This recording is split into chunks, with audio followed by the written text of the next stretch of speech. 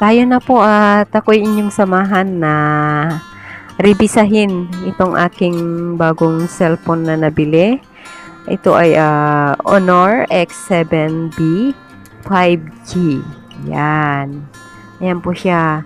Bagong bili ko po siya at ang aking cellphone po na ginagamit ay naghahang na. Gawa ng ang internal storage po niya ay full na. Kaya kailangan ko na pong bumili ng bago. Yan. Ito po pala ay 256 GB room o internal storage at 8 GB RAM naman siya. Yan. Ito, tingnan natin. Ayan na yung pinakang code niya, barcode niya ng pinagbilihan ko. Ito rin naman po yung invoice o yung resibo. Ayan.